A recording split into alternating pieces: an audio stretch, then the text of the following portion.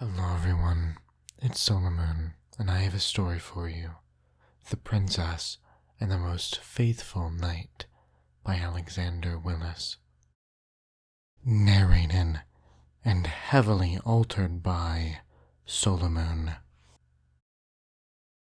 Once upon a time, there was a beautiful princess. Her beauty was spoken of throughout the land. Poets wrote tomes filled to the brim with sonnets and limericks devoted to her beauty. Artists filled entire galleries with paintings and sculptures, trying desperately to capture her near-perfect form. Her beauty was only surpassed by her wisdom and kindness. Her father, the king, had raised her to be fair and just, and to rule over her people.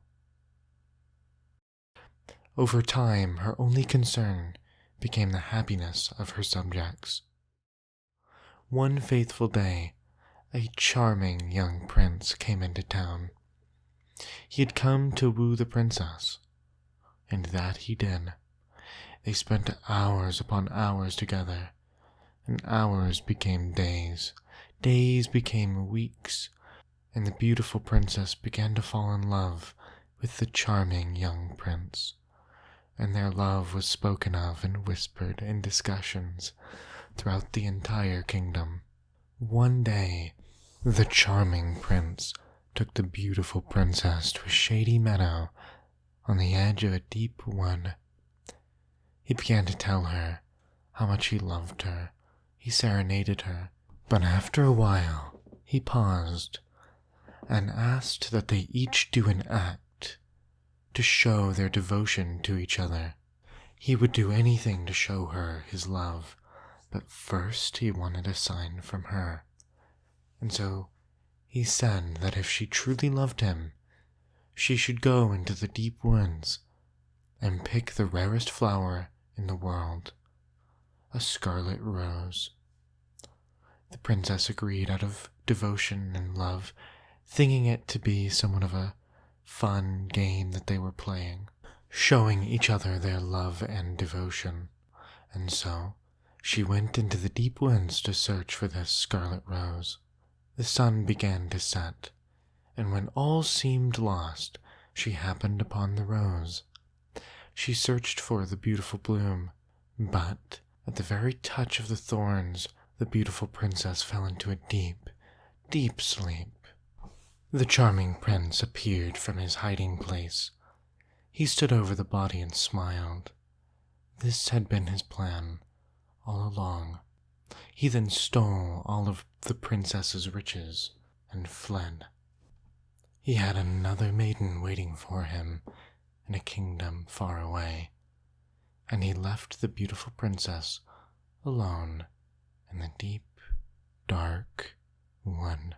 When the princess and prince did not return that evening, the king was fearful for them, and he went out to search for them, and sent out parties as well, but to no avail. Months passed on, until one day, while still searching, the king had come upon a beautiful woman covered in vines. It was his daughter. He tried to wake her, but try as he might, she would not stir from her deep sleep. The king lamented over his beautiful daughter, taken from him in the prime of her life. He carried her back home, and he made a summons of all the wise men, doctors, and natural philosophers of the land. One by one, each of these sages arrived to investigate the princess. The king, having laid her down in her bedchamber, would often sit by her bed as they studied her, which took many months, and in the end they found the cause was the poison of the scarlet rose. When they informed the king of this ailment, he begged them to get an antidote to find a way to help her, but no such antidote existed. They tried every potion in the kingdom, every concoction they could think of to rouse her, but none would wake the beautiful and wise princess. But there was hope. The scarlet rose was not a lethal poison, but instead induced a deep, long slumber that could last for years at a time, if she were to ever wake at all.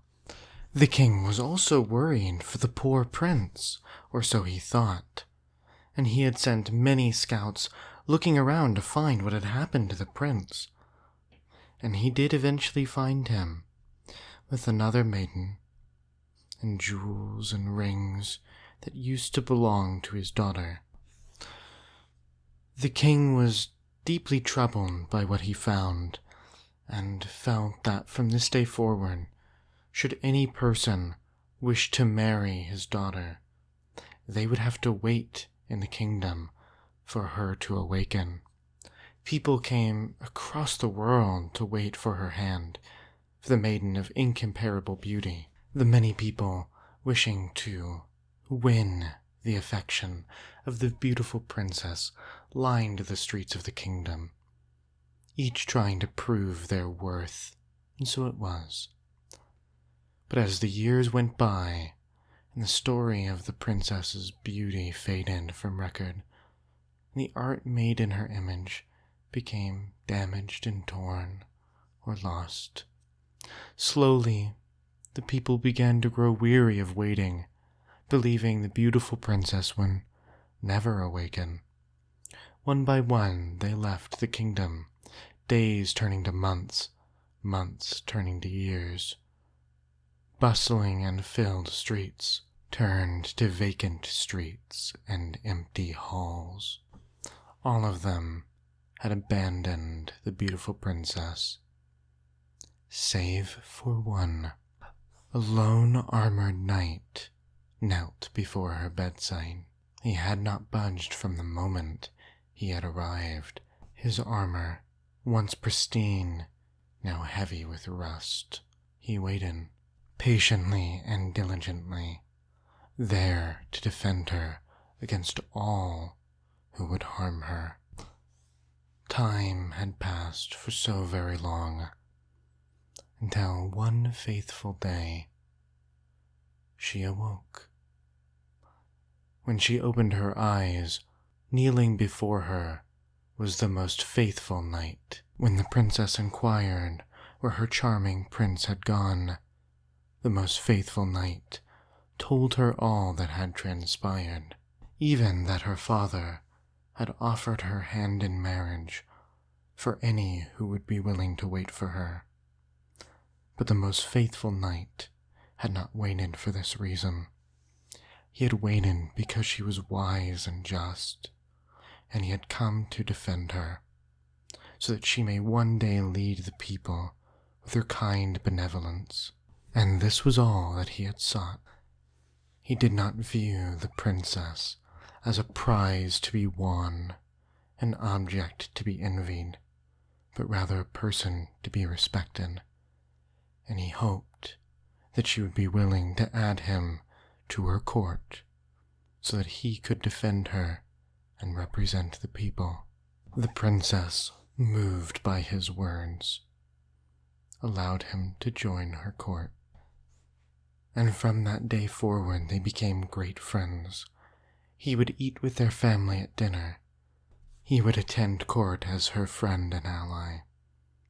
And over the years, their friendship became deep and strong, until one day that friendship bloomed into love, and they were married, and the kingdom rejoiced, and for years to come, the kingdom would tell the tale of the beautiful princess and the most faithful knight.